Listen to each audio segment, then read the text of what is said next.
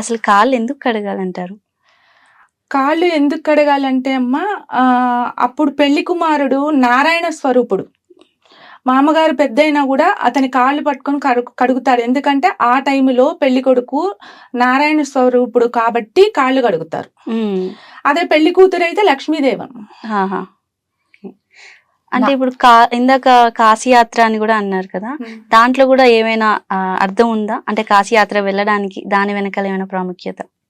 కాశీయాత్రకి అంటే బ్రహ్మచర్యం విడి అతను సన్యసించడానికి వెళ్ళిపోతాడు.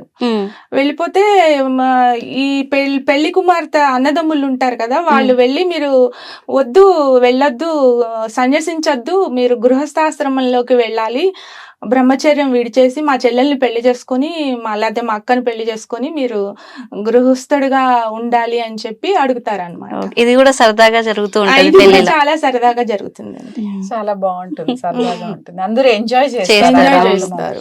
మేడం, ఈ తంతు తర్వాత జీలకర్ర బెల్లం అనేది పెట్టుకుంటారు కదా, దాని గురించి ఏమైనా వివరిస్తారా?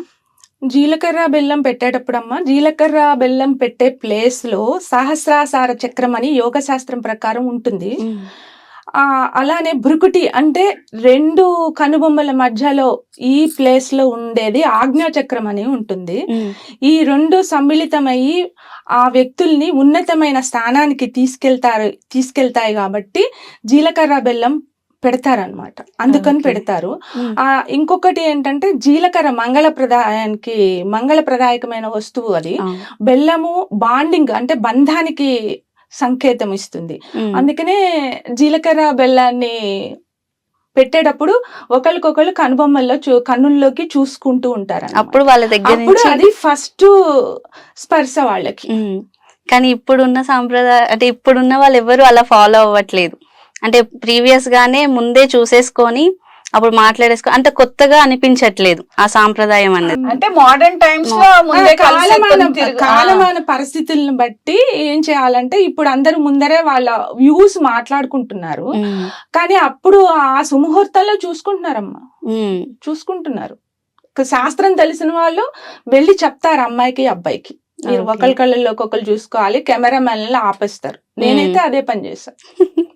అంటే ఒకటి సుజాత గారా, మీరు మంచి పాయింట్ చెప్పారు, చూసుకోవాలి, కానీ ఇవాళ రేపు ఈ కెమెరామెన్ వాళ్ళు ఉండేసరికి వాళ్ళు అసలు ఎలో చేయట్లేదు. ఫస్ట్ అది ఉంటుంది కదా, తెరసాల తీయంగానే అటు చూడమంటున్నారు, కెమెరా వైపు చూడమంటున్నారు, కానీ కళ్ళు పెట్టుకొని చూడనీయటం లేదు. దాని గురించి మీరు ఏమన్నా కొంచెం సంప్రదాయం నిలబెట్టడానికి ఏమన్నా చిన్న అడ్వైస్ ఇస్తారా? అంటే రాజేశ్వరి, అది ఏమవుతుందంటే ముందరే మనము కెమెరామెన్ కి ఒక వార్నింగ్ లాగా ఇవ్వాలి. ఆ సుముహూర్తం టైంలో వాళ్ళని డిస్టర్బ్ చేయొద్దు అని చెప్పాలి. మనము కావాలంటే మీకు తర్వాత ఫోజులు ఇప్పిస్తామని చెప్పాలి. అవును, ఇది స్ట్రిక్ట్ గా ఇంప్లిమెంట్ చేయాలి. ఎందుకంటే ఆ జీలకర్ర బెల్లం పెట్టి ఆ ముహూర్తంలో తెరసలు తీయంగానే ఫస్ట్ వీళ్ళిద్దరు ఐ కాంటాక్ట్ ఎంత బాగుంటే వాళ్ళకి ఆ జీవితం అంత బాగుంటుంది అంటారు. కానీ ఇప్పుడు ఎవరో ప్రవక్త చెప్పినట్టు జుట్టు విరబోసుకుంటే ప్రాబ్లమ్స్ అన్నట్టు ఈ కళ్ళల్లో కళ్ళు చూడకుండా కెమెరా చూసేసరికి వాళ్ళ లైఫ్స్ కూడా అలాగే అయిపోయినట్టు అనిపిస్తోంది నాకు. ఆ శాంక్టిటీ పోయింది అనిపిస్తోంది. సో జీలకర్ర బెల్లం తర్వాత నెక్స్ట్ ఏముంటుందండి? కాడి అమ్మాయి నెత్తి మీద, కాడి అంటే తెలుసా మీకు? అదే ఒక పొడగాటి కర్రలాగా ఉంటుంది. దాని మధ్యలో మంగళసూత్రాలు పెట్టి పాలు అమ్మాయి నెత్తి మీద పడేటట్టు పోస్తారనమాట. దీనికి కూడా ఒక పరమార్థం ఉంది. ఏంటంటే ఈ భార్యాభర్తలు అనేవాళ్ళు 2 ఎద్దులు లాంటి వాళ్ళు. దాపటెద్దు కాడెద్దు అంటారు, పూర్వం అనేవాళ్ళు కదా. ఈ 2 ఎద్దులు కలిసి జీవితం అనే సాగరాన్ని దున్నాలన్నమాట. అందుకని ఇద్దరు చెరో ఎద్దుగా ఉండి ఈ సంసార జీవితాన్ని దున్నండి అని చెప్పి మంగళసూత్రానికి అలా పెట్టి పాలు పోసి అల్లి పెడతారనమాట. చాలా ఇంపార్టెంట్ విషయం చెప్పారు సుజాత గారు, నాకు ఫస్ట్ టైం తెలిసింది. ఎప్పుడు చూస్తాను కానీ నేను దానికి ఇంత స్టోరీ ఉందని తెలియదు. ఓకే, దీని తర్వాత ఏం చేస్తారండి? దాని తర్వాత మంగళసూత్ర ధారణ. మంగళసూత్ర ధారణ 3 ముళ్ళు వేస్తారు. 3 ముళ్ళు ఎందుకు వేస్తారంటే అబ్బాయి అర్ధేచ కామేచ ధర్మేచ మోక్షేచ నాథ చరవ్య అని చెప్పి మంత్రం చెప్తూ 3 ముళ్ళు వేస్తాడు. ఫస్ట్ ముడి ఏంటంటే నేను నిన్ను మంచిగా ధర్మంగా చూసుకుంటాను, కామేచ కోరికలందు మంచిగా చూసుకుంటాను, ధర్మంగా చూసుకుంటాను అని చెప్పి అమ్మాయికి 3 ముళ్ళు వేస్తాడండి. అది 3 ముళ్ళ అర్థం అన్నమాట. ధర్మంగా సంపాదించి తీసుకొచ్చి మనం ఒకరి జీవితాలతో ఒకరు ముడిపడేసుకుని ఉన్నాము అని అర్థం అన్నమాట. చాలా బాగుందండి. మన సంప్రదాయంలో పెళ్లి తతంగం చూస్తే ప్రతి ఘట్టానికి ఒక ఇంపార్టెన్స్, దానికి ఒక స్టోరీ, అది వాళ్ళిద్దరి బాండింగ్ ఇంకా స్ట్రాంగ్ చేయటానికి అన్నట్టుగా ఉంటుంది. కానీ అందులో ఎంతవరకు ఈ జనరేషన్ లో మనం పాటిస్తున్నాం అనేది తెలీదు. అంటే మనం లాస్ట్ టైం చెప్పుకున్నట్టుగానే హాల్ టైం అయిపోతుంది, 3 o'clock క్లోజ్ అనగానే కొన్ని తతంగాలు ఫాస్ట్ ఫార్వర్డ్ లో కానీ లేదంటే స్కిప్ చేస్తున్నాం కూడా. సో మీరు చెప్పిన దాన్ని బట్టి ఏది కూడా స్కిప్ చేయకుండా చక్కగా చేసుకుంటే బాగుంటుంది అనిపిస్తుంది. సో దీని తర్వాత ఏం చేస్తారండి తాళి కట్టిన తర్వాత? సో ఇందులో కూడా నాకు తెలిసి కొంతమందిలో 2 ముళ్ళు భర్త అదే అబ్బాయి పెళ్లి కొడుకు వేస్తాడు, 1 ముడి ఆడపొడు చేస్తుంది, అలా విన్నాను నేను. అది మీకు ఏమన్నా ఐడియా ఉందా? నాకు తెలిసి 3 ముళ్ళు అబ్బాయే వేస్తాడు. అంటే కొన్ని కల్చర్స్ లో కొన్ని వాళ్ళలో 2 ముళ్ళేమో మగపిల్లవాడు, 1 ముడేమో ఇంటి ఆడపొడుచు వేస్తుందని విన్నాను. అంటే ఆడపడుచు అర్ధమగుడు అంటారు కాబట్టి 1 ముడి వేస్తారు కొన్ని కల్చర్స్ లో. లో. ఓకే. సో ఇది మంగళసూత్రం తర్వాత వచ్చే కార్యక్రమం ఏంటండి? అమ్మాయిని మధుపర్కాలు కట్టిస్తారు రాజేశ్వరి.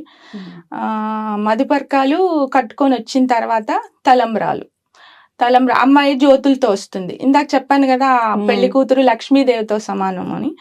లక్ష్మీదేవిని ఎలా తీసుకొస్తామండి? మనం జ్యోతులతో తీసుకొస్తాం. కాబట్టి ఆ జ్యోతులు వెలిగించి తలంబ్రాలు, ఫస్ట్ జ్యోతులు తలంబ్రాలు, మధ్యలో ఆడపిల్ల పెళ్లి కూతురు, తర్వాత మళ్ళీ జ్యోతులు మళ్ళీ తలంబ్రాలు, ఈ పద్ధతిలో అమ్మాయిని తీసుకురావాలి. ఈ మధుపర్కాలు అనేవి వైట్ కలర్ కడతారు కదండి, దాని మీద ఏమన్నా మీకు వివరణ? వైట్ అంటే పూర్తిగా వైట్ ఉండకూడదు, వైట్ కి ఎర్ర బార్డర్ ఉండాలి. ఎరుపు శుభానికి సంకేతం కాబట్టి వైట్ కి రెడ్ బార్డర్ ఉన్న మధుపర్కాలు కడతారండి. అదొకటిను, అది యాక్చువల్లీ పేరెంట్స్ కాకుండా మేనమామ పెట్టాలి అని అంటారు కదా? అవునండి. ఓకే. మేనమామని ఎందుకు ఎంటర్ చేస్తారంటే అండి, మేనమామ తండ్రి తర్వాత తండ్రి స్థానం మేనమామదండి. మేనమామకి చాలా ప్రాముఖ్యత ఉంది. అందుకనే మేనమామ గోత్రం కూడా చెప్పి మేనమామని ఎంటర్ చేస్తారు. ఇది కూడా కొత్త విషయం చెప్పారు సుజాత గారు, నాకు ఇంతవరకు తెలీదు. సో ఇది ఈ జ్యోతులు కూడా అందరికి ఉంటాయా, కొన్ని ప్రాంతాల వారికి మాత్రమే ఉంటుందా? అందరికీ ఉంటాయండి జ్యోతులు. సో ఈ ఆడపిల్లకి తెస్తాం కదా జ్యోతులు, మగ పిల్ల వాళ్ళ తరఫు జ్యోతులు కూడా ఏమన్నా కౌంట్ అందులో ఉంటుందా? 1 ప్లేట్ వాళ్ళది, 1 ప్లేట్ వీళ్ళది, అలాగే? అంటే అమ్మాయి అబ్బాయి వాళ్ళ ఇంటికి వస్తుంది కాబట్టి మగ పిల్లాడి పద్ధతుల ప్రకారమే జ్యోతులు చేయాలండి. కొంతమందికి 5 ఉంటాయి, కొంతమందికి 11 ఉంటాయి, కొంతమందికి 13 ఉంటాయి, కొంతమందికి 16 ఉంటాయి. ఓకే. వాళ్ళ ప్రాంతాలు బట్టి, వాళ్ళ ఫ్యామిలీ పద్ధతి బట్టి చేసుకోవాలి. ఓకే. సో జ్యోతులతో పాటు పిల్ల వచ్చిన తర్వాత ఇంకేమన్నా ఉంటుందండి కార్యక్రమం? కుంగుముడి వేయడం ఉంటుందండి, బ్రహ్మముడి. పురోహితులు వారు ఆ మంత్రోపదేశాలతోటి బ్రహ్మముడి వేస్తారండి. వీళ్ళు జీవితాంతం సుఖంగా ఉండాలి అని చెప్పి దాన్నే బ్రహ్మముడి అంటారు.